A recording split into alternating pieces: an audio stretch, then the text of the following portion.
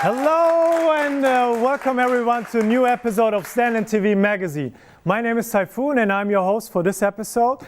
The topics for today are Campus Life, the release of the new Star Wars movie, creative therapy at Stenden, the Promised Land Festival, as well as drones and the best singer-songwriter competition.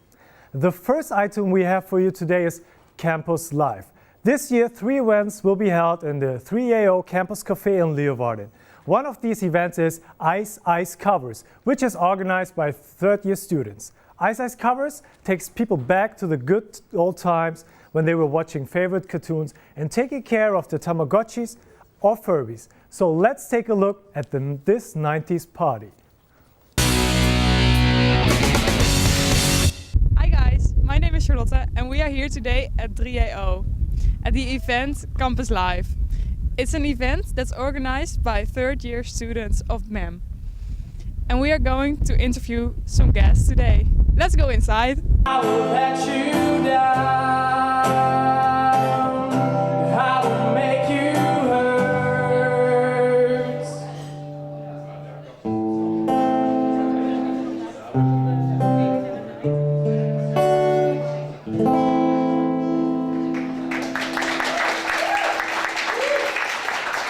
Pokemon of Dragon Ball Z. Pokemon. Furby of Tamagotchi. Tamagotchi. Robbie Williams of the Spice Girls. Robbie Williams. Pokemon of Dragon Ball Z. Pokeball. Een Furby of een Tamagotchi. Furby. Robbie Williams of the Spice Girls. Spice Girls dan.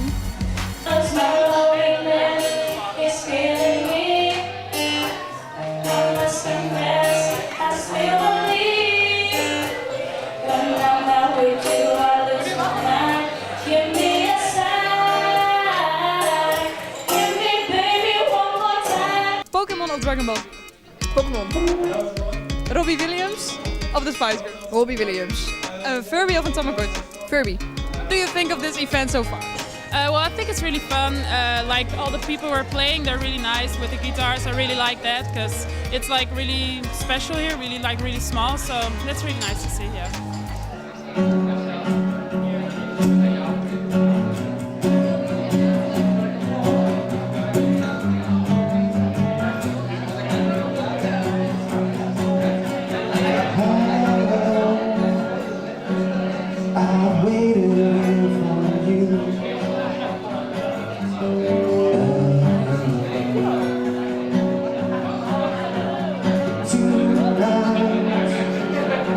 Like from the 90s? I think it's really like the TV programs they had in that time. Like when I think about that, like back in those times, they had such an awesome like for the children, the TV shows. That was like awesome. Like all the cartoons and everything. That's really like where I think of when you say that. What did you like the most? I don't know. Like I watched a lot of Cartoon Network, I think. That was just fun. It was so funny. You had like, I can't remember, you had this, I don't even know what's the name of it again in the program, but you had this program with this dog, this purple dog. He was always scared, like always afraid of things. I don't know the name anymore, but it was always so funny to watch that. And that's just where I think of that, because it's so funny that.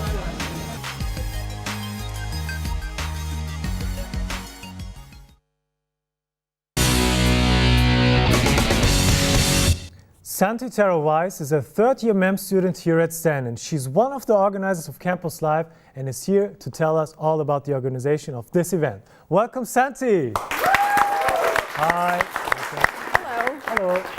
Hello. So, Santi, how did you get the idea for this 90s event? Well, we were just thinking of ideas of what students wanted to see, and we went around to ask a few people, and we were just brainstorming, and this was the one that all 3 of us thought would be really cool, and we asked people and they seemed to have a good response to it, so we thought this should be the one to start things off. Okay, and how did the organization go? Well, it was the first one, so it was a bit rough at times, but I think it was a really good learning experience, and it actually turned out a lot better than I personally had expected, like turnout-wise and everything. All right.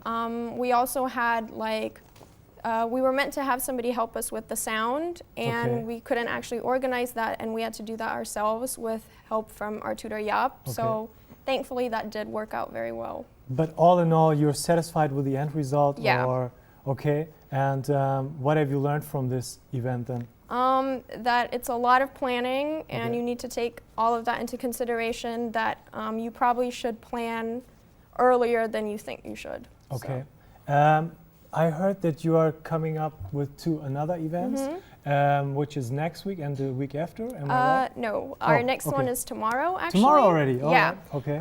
Do you want me to tell you about it? Yeah, sure. Go for it. We're doing a curious. music quiz, Okay. and it's called Keep Calm and Win the Music Quiz. Okay. And when you win, you can get, I think, 4 hours of paintball for you and 5 friends. Nice. And in order to enter, you can come up with a group of maximum 4 people. Cool. And you name yourself after an artist, and you can just send us a message on Facebook. It's facebook.com/campuslive. Yeah. And yeah. Okay. And how many people do you expect for that, for tomorrow? Well, we have a maximum of 15 groups, so Okay. no more than, 15 groups. yeah, but then times 4. So Yeah, it'll be okay. like 60 Yeah. contestants, All right. but yeah. Cool. And what is the other event about? What is it? It's for in the last week of the module, and so we're doing like a summer bash. Okay. Hopefully nice. the weather is nice to us, because Yeah. it's been quite bad in the past few weeks. Of But course. yeah, hopefully that will be really fun, because we're thinking of some like outdoor water activities. Sure. So yeah. Okay, nice. Do you see yourself as also in the future maybe as an event manager, festival manager, or something like that? Or what is the reasons that you're really doing this? Well, the thing that attracted me the most was the music element, you know? Okay. So yeah, if I were to do events, I would like to think that they would be, you know, music related. Okay. And yeah, what can I say? I mean, I heard from people that went there that they really enjoyed it a lot, and they really get this 90s feeling. And I hope your upcoming event will even turn better. Thank you. And I wish you good luck with that. And good luck for you in the future as an event manager, maybe. Oh yeah, we'll see. Yeah, we'll see. Thank you, Santi. Yeah, you're welcome. The next item we have for you today is the upcoming Star Wars sequel. To get more insight into it, we asked Asing Waldhaus, a film critic from Leeuwarden, some questions about it. Let's see what he has to say. Rond 18 december dit jaar kunnen de laserzwaarden en de kostuums worden afgestoft, want dan is het namelijk tijd voor de nieuwe Star Wars film The Force Awakens. Wij zijn hier bij de Leeuwarden Krant voor een interview met Asing Waldhaus over de nieuwe Star Wars film.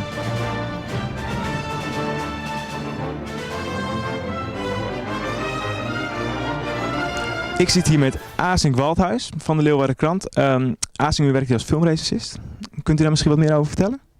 Ja, ik werk hier niet alleen als filmrecensent. Ik ben een beetje mannetje van alles, maar ik schrijf ook filmrecensies. Ja, ik heb alle Star Wars films op het moment dat ze uitkwamen in de bioscoop gezien. Zo oud ben ik al. Ja, dat is hartstikke mooi, want ik wou het vandaag met u hebben inderdaad over Star Wars. Iedereen is bekend met het fenomeen Star Wars. Het is een ongelooflijk succes. Kunt u dat misschien verklaren? Dat is een moeilijke vraag meteen. Verklaren, nou, het zijn natuurlijk hele lekkere elk wat wils films. Je kunt je er niet aan storen, ze zijn spannend. Het is een beetje, er zitten heel veel cliffhangers in. Het is ook niet heel erg moeilijk. Er zitten een paar goede verrassingen in het verhaal. En het ziet er ontzettend lekker uit met die reusachtige ruimteschepen die over je heen vliegen. Nou heeft Star Wars overgenomen door Disney, of LucasArts is overgenomen door Disney. Denkt u dat dit invloeden gaat hebben op de nieuwe film?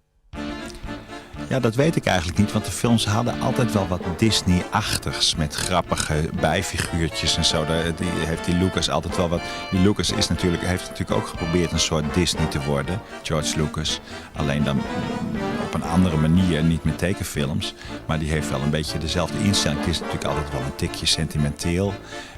Er zitten altijd grappige bijfiguurtjes in. Vraag maar eigenlijk al bij de laatste vraag en dat is of deze film een succes gaat worden. Gaat deze film een succes worden? Ja, kant en klaar. Weet u dat zeker? Ja, kijk, ik denk dat het is denk ik heel erg moeilijk om op dit moment een Star Wars film te maken die flopt. zeg maar. Want stel je voor dat het hele slechte films er zijn. Echt zoiets als Jupiter Ascending of zo. Of eerlijk gezegd ook als die Age of Ultron, die helemaal niet zo'n goede film is. Zelfs daar gaan er dan van mensen naartoe. Dat zie je ook eigenlijk bij Age of Ultron.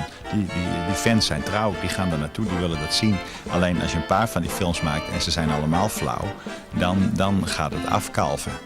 Nou, wil ik u bij deze hartelijk bedanken voor uw tijd en voor het interessante interview.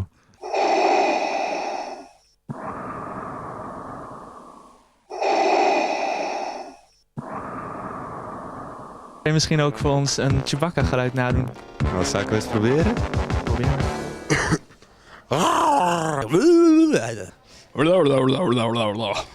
Meow.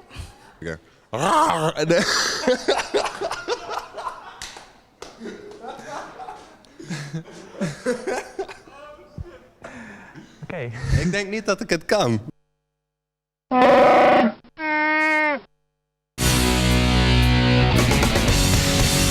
Our next guest is Jesse de Jong. He's a student here at Stenden University and also a die-hard Star Wars fanboy. Jesse is going to tell us about this experience of Star Wars. So, hello Jesse! Hi Jesse, how you doing? Take a seat. How's it going, Jesse? Well, everything is fine. How are you? Yeah, good to hear. Yeah, I'm fine too. So tell us, when did you encounter Star Wars?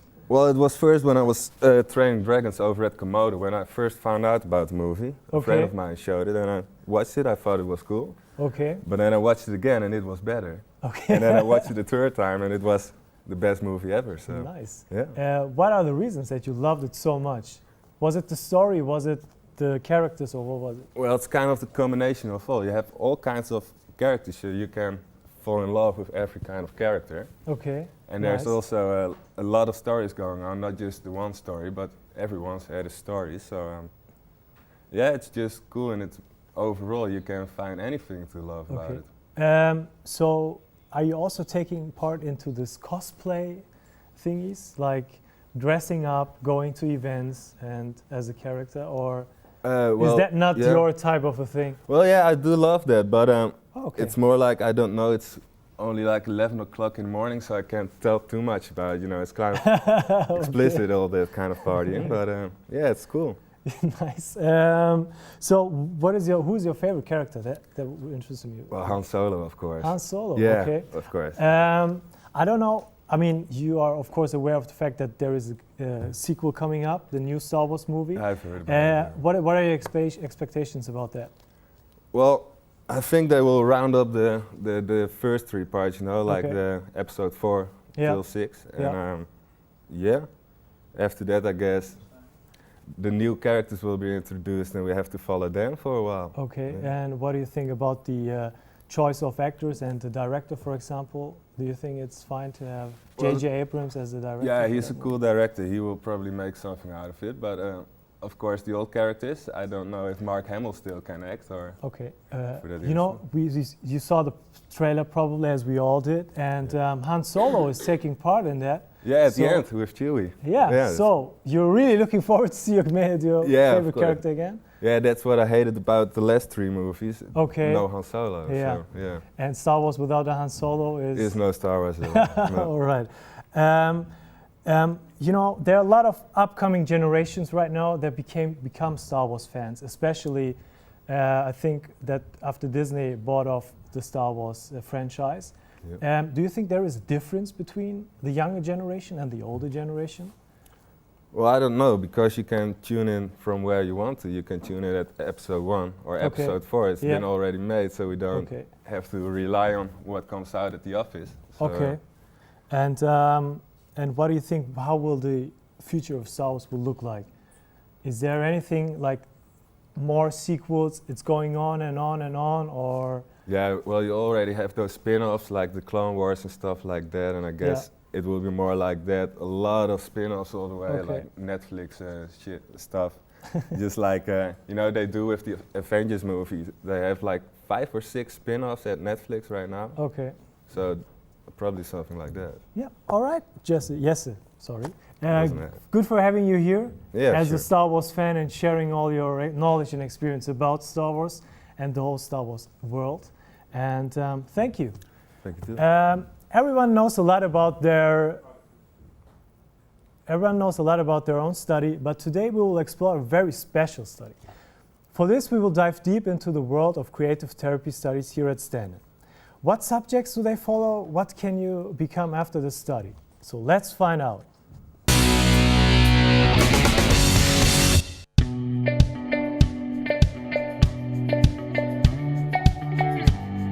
Hoi, ik sta hier bij Stenden University. We gaan een kijkje nemen bij Creative Therapy. Veel studenten weten namelijk niet wat deze studie inhoudt en ik ben eigenlijk ook wel benieuwd. Vandaag mogen we een kijkje nemen bij een aantal van de lessen. Gaan jullie mee?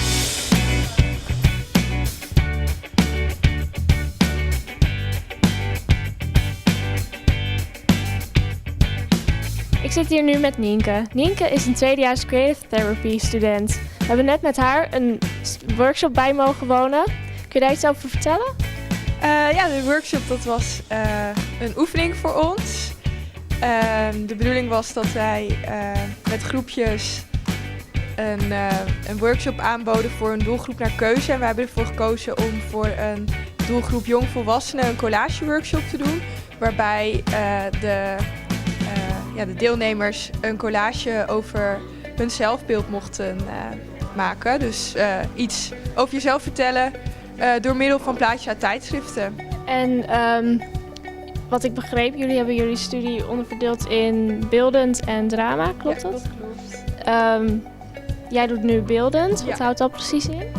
Nou, beeldend is dat je mensen probeert te behandelen en aan doelen probeert te werken vanuit een beeldende inslag. Dus met beeldende materialen zoals klei, beeldhouwen, schilderen, tekenen.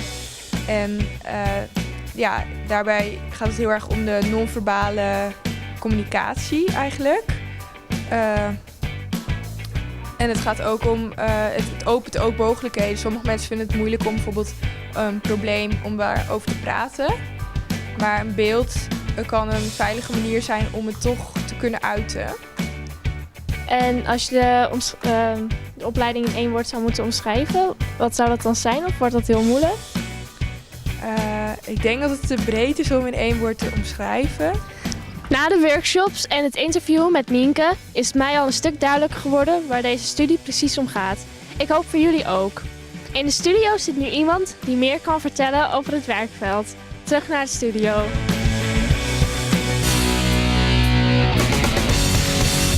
Jan Pfeiffer is a creative therapist at the healthcare facility Norderbreed. He has been working there for 8 years already and has a lot of experience with creative therapy. That is why he will tell us a lot more about why creative therapy is applied in real life. So, welcome Jan. Hello, welcome. Hello. Hi. Nice to meet you. So we have an extra guest, Sophie. Yes, I brought my colleague. Welcome. Yeah, it's good to have you here. It's a surprise for me, but that's totally fine.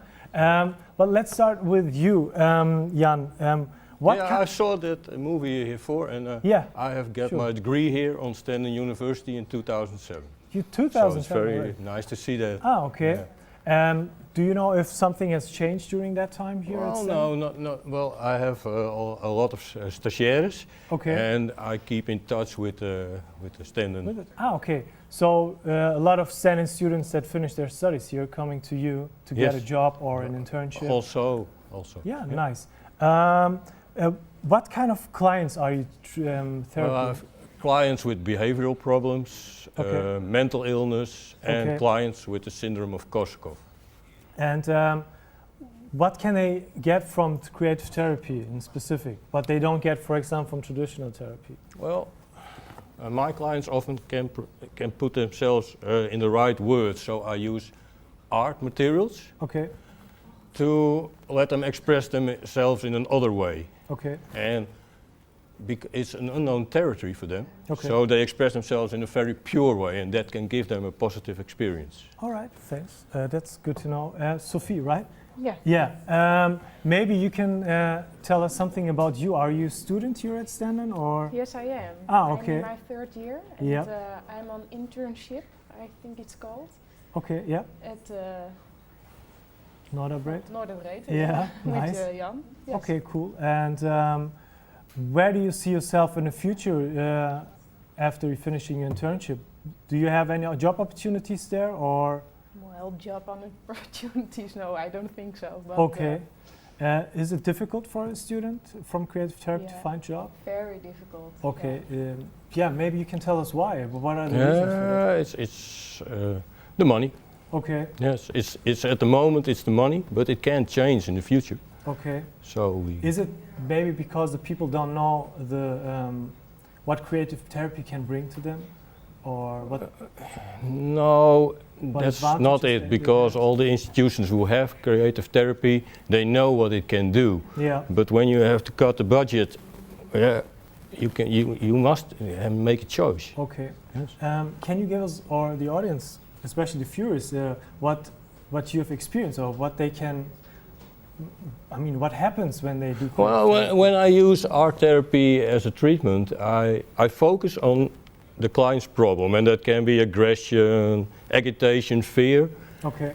And I give them clay, paper, stone, whatever comes to hand, but he can express his feelings in his art, and he can express the way he wants to be, who he wants to be, and how he can get there. Well, I have an example with me, if I may show. Yeah, sure. It's a painting of a client of mine. Yes. And if you look good, it's a dog, and he has no body, he has a big head and no mouth, and he's all beaten up. And my client tells me this is the way he feels at the moment. So the next thing he can do, I tell him, draw the animal or paint the animal you want to become, and how to become that animal step by step. Okay. So that's, and I hope in the end of the therapy he doesn't feel this way. Hope we all hope he doesn't feel that way. Yes. And yeah, it looks really scary. Yeah, and, it does. But I think we all understood what creative therapy can and what advantages it brings in comparison to traditional therapy. Yes. And it was nice for having you here, Jan, Thank and you. also Sophie for your time. And good luck in the future. Thank you. Oh, you can sit down. The second edition of Leeuwarden's Promised Land Festival took place last weekend. Some of our students went there to check it out and get an impression. Let's have a look. The sun is slowly coming out and this year's festival season has just started. Today we are at the second edition of the Promised Land Festival and we are going to give you a little insight on the atmosphere here. So let's go and have a look what the people think of the festival.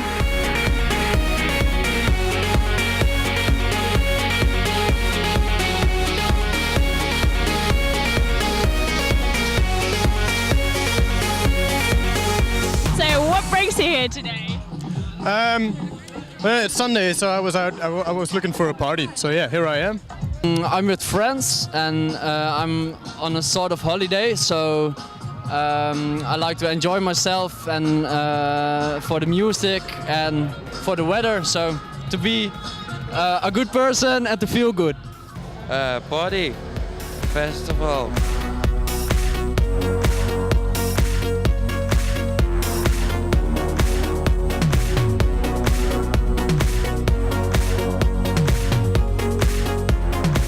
How do you think the atmosphere is here? I think it's brilliant, but I've only been here in this little tiny area, and the people there are very nice. I've never been to that area before, the hard cell area. It's not my thing. It's very relaxed, yes. And the atmosphere is good because you have a lot of different music. So you can find your own style where you want to go. And as you can see around here, there's the beach and there are swings and there's good weather. So I think everybody is very happy, yes.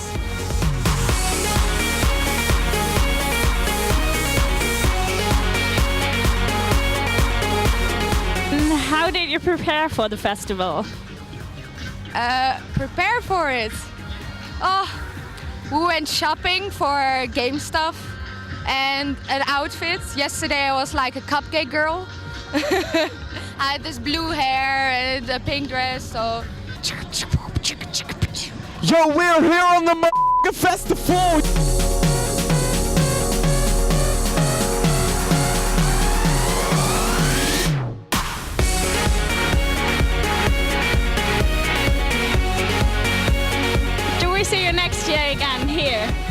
Yeah, definitely. This is awesome. This was just one of the festivals you can look forward to this year.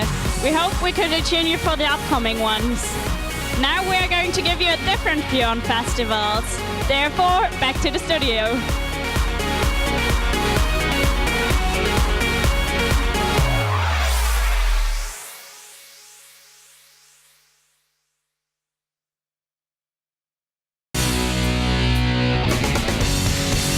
Malte Hündling, a third-year MEM student, was at this year's Promised Land Festival and is a manager of a DJ who played there. He will now give us a little insight on what's going on behind the scenes of this great festival. Hello, Malte.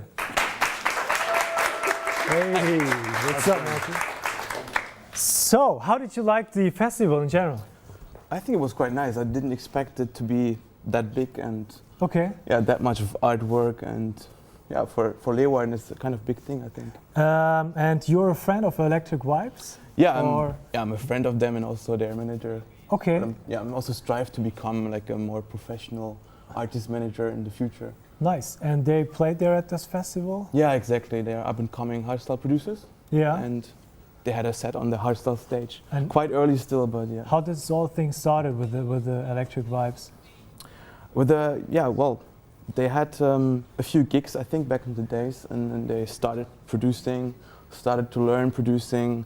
One of the guys is also studying sound design, so they really try to pursue the career in DJing, actually, and producing, of course. Okay, so you are really into this festival party scene? Yeah, exactly. I strive to pursue a career in this after my studies. Okay. And either become an artist relations manager or an event manager. Okay. I worked for Q-Dance before, so I have somehow a bit of experience already, and I'm kind of big in the scene. So are these the first artists that you are managing, or is it your first experiences that you have? Yeah, exactly. Like, it's not as big as a real artist manager would do it, I would say. I don't really get money for it, but I'm still taking care of them and trying to do my best. Okay. And they just asked me to try it out, and I was just, guys, I didn't even finish my studies yet, but sure. Well. Maybe you can tell us about the Promised Land Festival. What was the reasons that Electric Vibes played there? Were you booked? Did they ask you for it, or what are the reasons for that? Well, they're booked through another organization, actually, and they signed a contract with them as well. So they signed to the Q-Dance agency. Okay. They give a share of their profit to them, but for that they get a lot of bookings back. Okay. But yeah, besides from that, I don't know. I think they just have a good reputation, especially in this part of the Netherlands. Okay. Since they're also from a town close to Groningen. Okay. And therefore they've been booked. Okay, and I think Promised Land will also take place next year, probably, most probably. Do you know if you guys are going to be there again? Well, I've been invited to the event. Okay. But I also saw the event on Facebook already for 2016. Yeah. But honestly, I really don't know where I'm going to be in that time. Okay. Since I'm gonna do my internship in Australia, probably. Okay. And therefore, I'm probably not gonna be here. So that's gonna be hard. Okay. To go where there. do you see yourself in the future then? Like, are you going to stay there in Australia? Do you want to stay there? Do you want to be? I don't have actually a place where I would like to get settled or, to stay. I don't know about that, but I might try to move around a bit. Okay. And still try to get bigger into the scene, and quite used to this already, being backstage and having this VIP access. Yeah, sure. Not trying to sound cocky, but but well, it's good to have this network already, and that's what I've tried to build up in the past few years. All right. It's one of the reasons why I went to the Netherlands, because it's so big here. Sure. And yeah, Malte, thank you very much for being our guest and sharing your first experiences managing artists and your experiences at the Promised Land Festival. And I wish you much luck in Australia and much luck with your management process in the future. Thank you. Thanks for having me. Nowadays, people are interested in having drones for different purposes. In the following item, we will find out more about the technology of drones and how they actually work. We talked to one of the supervisors of the RAAK Smart Vision project for unmanned aerial vehicles at NHL. Let's see what he can tell us about it.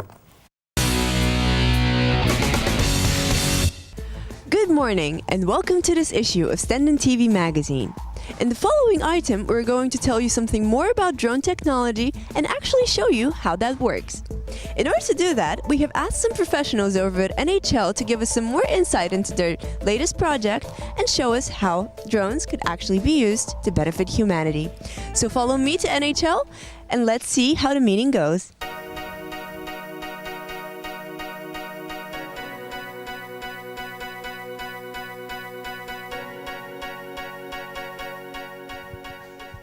Here we are at Miguel's office, and now we're going to find out what he's going to tell us about the drones.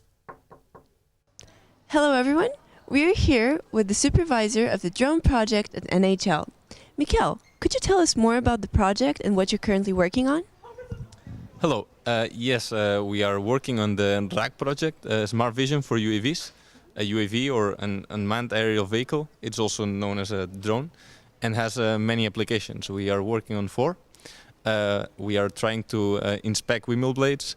We're trying to detect potato diseases in fields to prevent crop losses, to help as well the waterschap to inspect the ditches, and also to spot fires so we can help the fire department to fight a fire in a building, for example.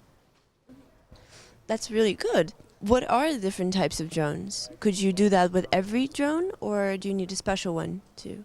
Well, it depends on the application, but well, we have many types of drones. We have fixed wings, so planes basically, or multi-rotors like this one, and you can find them in different sizes, from a very tiny one to one that might be 3 times as this one. And does the legislation for these drones vary? Does it differ for the different types of drones? Well, if a company wants to use a drone, they have to go through a lot of different legislation steps. For example, they need an operations manual, they need to become pilots, they also need to get the drone approved and also to register it. And this costs a lot of time and of money, of course. How do you see the future development of drones? Well, I think that we will find more and more applications for them. This market is going to grow a lot, and yeah, we're going to see drones in applications like surveillance or humanitarian aid or search and rescue, for example. Now that we've experienced the drone by ourselves, it's time to take it back to the studio. So off we go!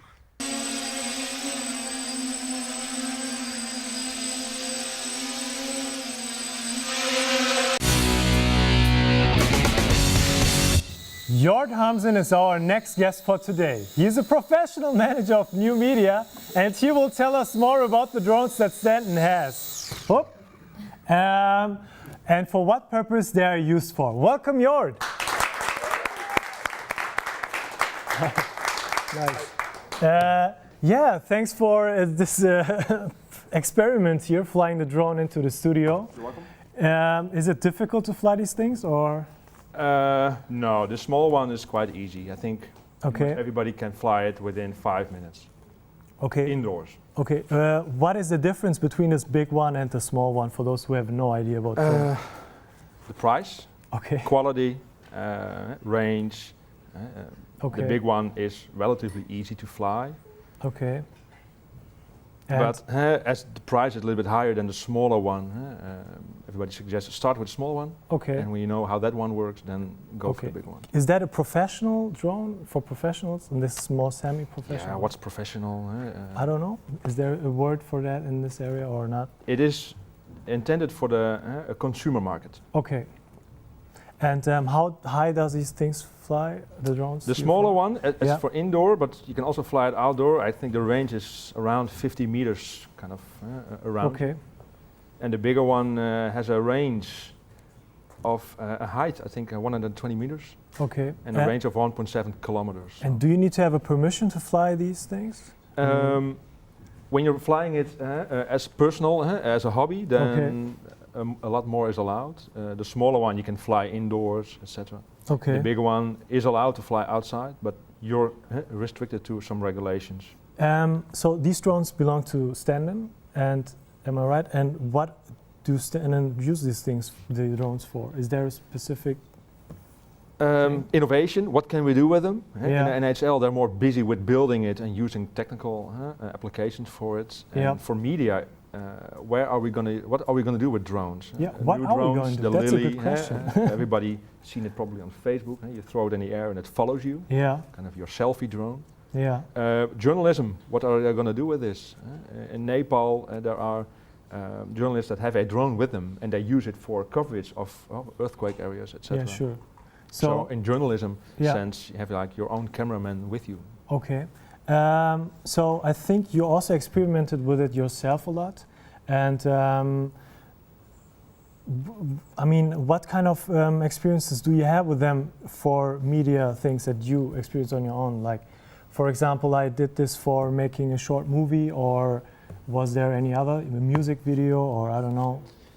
Using a drone in a music video with no sound, that's fine, because you already notice how much sound the small one creates. So the bigger one is kind of a lawnmower. Yeah. If you put it in the air. Yeah. If it's quite near to you, you just can't hear anything anymore except of the thing making a lot of noise. All right.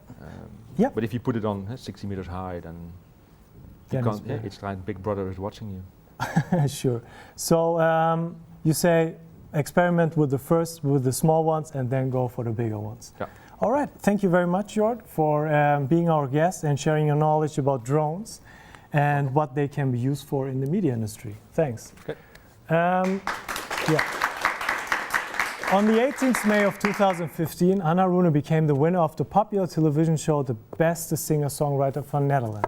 Our reporter asked some students from Stenden and the Art Multimedia School in Groningen if they are familiar with this TV format and what they think of the music genre. So let's see and find out. Ik sta hier vandaag voor Stenden Hogeschool in Leeuwarden. Want vandaag gaan wij onderzoeken hoe bekend de Stenden-studenten zijn met het televisieprogramma De Beste Singer-Songwriter van Nederland. Dit doen wij omdat wij geïnteresseerd zijn in de muziekgenre singer-songwriter. Maar heeft deze genre wel een toekomst? Kom, we gaan een kijkje nemen. Ken jij het programma De Beste Singer-Songwriter van Nederland? Ja, natuurlijk. Oh, super. En ben je dan ook een singer-songwriter toevallig? Nou, ik kan wel een beetje spelen. Nou, ik ken het wel, maar ik kijk het eigenlijk nooit. Ik heb het niet echt gevolgd, maar ik heb wel een favoriet. De jongen uit Zwolle. Volgens mij heet hij Aito. En die heb ik al.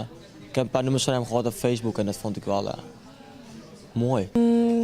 Ik vond Michael Prins leuk. Ja, ik vind het een zeer leuk programma. This actor is so cool. We have Koen as a manager.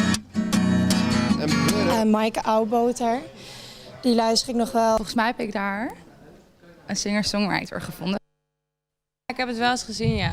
Maar ik ben op dit moment heel erg druk. Ik ben wel music manager. Ja, ik heb er wel eens van gehoord. En heb je het ook echt gevolgd? Nee. Is een van jullie dan wel geïnteresseerd in de muziekgenre singer-songwriter? Ja, ik hou er wel van. Ik luister ook heel veel alternatieve muziek en zo. Maar het komt gewoon puur omdat ik niet zoveel tv kijk. Dat ken ik. En heb je het ook echt gevolgd? Dit seizoen niet, maar het vorige seizoen wel. Oké, en luister je ook wel eens in je vrije tijd naar singer-songwriter muziek? Ja, ik heb vaak op Spotify wel een playlist aanstaan met dat soort muziek, ja. Zoals jullie hebben gezien zijn erg veel studenten van Stenden geïnteresseerd in de muziekgenre singer-songwriter. Ook kijken erg veel studenten naar het televisieprogramma De Beste Singer-Songwriter van Nederland op tv. Ik sta nu voor de school waar Kira Dekker, onze gast, in de studio op school heeft gezeten. Dit is de Kunst Multimedia School in Groningen. We gaan het hier aan een paar echte kenners vragen. Hoe denken zij over de toekomst van de muziekgenre singer-songwriter? En zijn er ook een paar singer-songwriters die ons even willen spreken? Ik weet wat het is, omdat ik weet niet hoe lang geleden, maar Nielson daar via bekend is geworden. Het gevoel dat singer-songwriters een soort kans maken om door te breken in de toekomst? Ja, heel erg zelfs. We hebben een paar jaar geleden gezegd, we pakken het singer-songwriter bij ons ook echt een hoofdvak. Dus daar ga je ook in afstuderen. Juist omdat daar wat ons betreft een grote markt ligt. Hè. Het is, je ziet sowieso de Ed Sheerans, et cetera. Je ziet heel veel songwriters op dit moment die doorbreken. Proberen, hoe cliché het ook klinkt, is je eigen muziek maken. Dus muziek maken waarbij we onszelf goed voelen.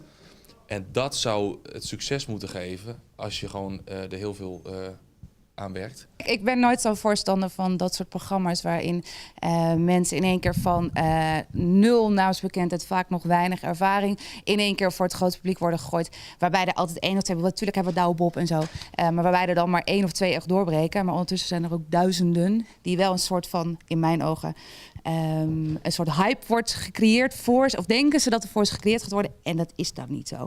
Oké, en aangezien jouw studie, heb je ook echt iets van ambities om samen door te breken of iets in die richting? Beroemd worden niet, maar ik zou het wel leuk vinden om natuurlijk mijn geld te kunnen verdienen met mijn eigen muziek. Na een aantal interviews op Hogeschool Stenden in Leeuwarden en op de Kunstmultimedia School in Groningen kunnen we concluderen dat de muziekgenre singer-songwriter zeker wel een toekomst heeft. Kira Dekker heeft eerder meegedaan met het programma De Beste Singer-Songwriter van Nederland.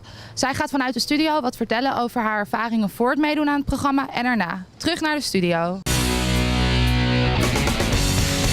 We are happy to welcome Kira Dekker in our studio today. Kira participated in season 2 of The Best Singer-Songwriter from Netherlands and made the live shows with her audition song Sailor Man. Welcome, Kira! Hey, welcome. It's good to have you. Thank you. Nice. You look good. Nice. Thank you. So, Kira, how did your life look before you went to the singer-songwriter contest? Well, I was songwriting, but I wasn't really performing or playing on the radio, stuff like that. And so I was a songwriter, but just not really performing. And how did it change afterwards? Well, now I'm performing 4 to 5 times a week. Wow. And playing a lot of radio gigs, and people started recognizing me on the streets. That's cool. So that changed a lot.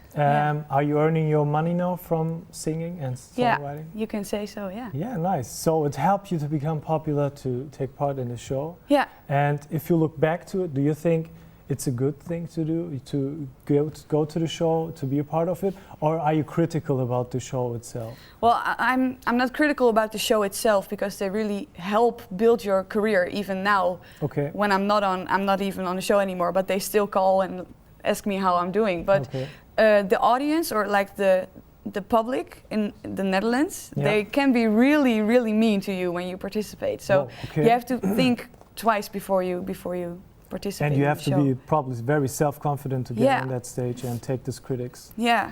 Okay, but you have the self-confidence, or? Of course. And you always had it, or where does it come from? No, it was in the beginning really difficult to deal with all the people on social media who started telling me really mean stuff. Yeah, I can imagine. But you get used to it. You know, when I see a tweet now with something really mean or funny, then I'll just go like. You get stronger. What doesn't kill you? Yeah. Yeah. Okay. Right. And do you think that, or what do you think are the reasons that singer-songwriter, this genre, became so popular within the last years? I don't know. I think it's something new.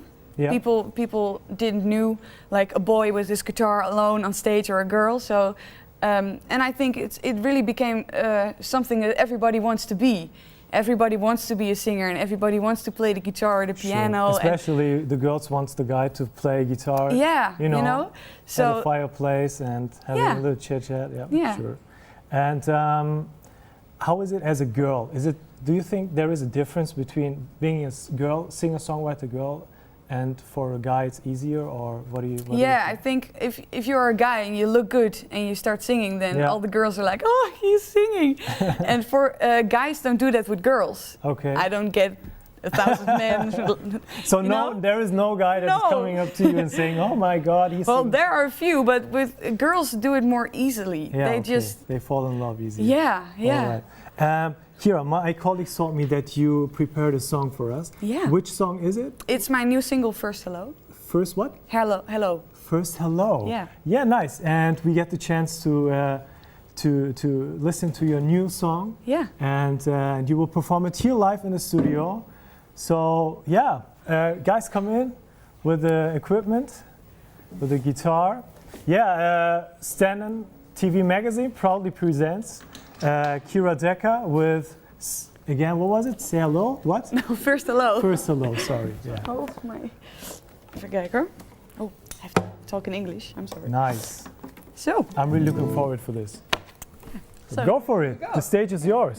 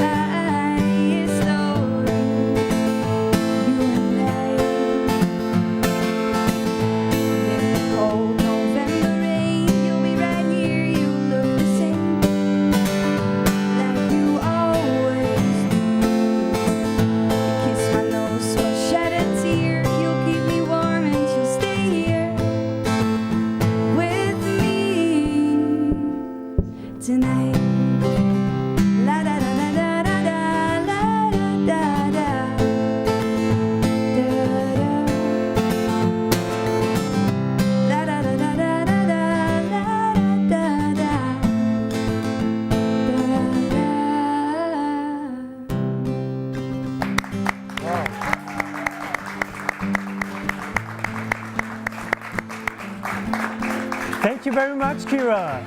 Awesome. So this has been another episode of Stenden TV Magazine. We hope to see you all again in just 2 weeks' time. Until then, hang in there as the school year is nearly over. So see you soon. Bye.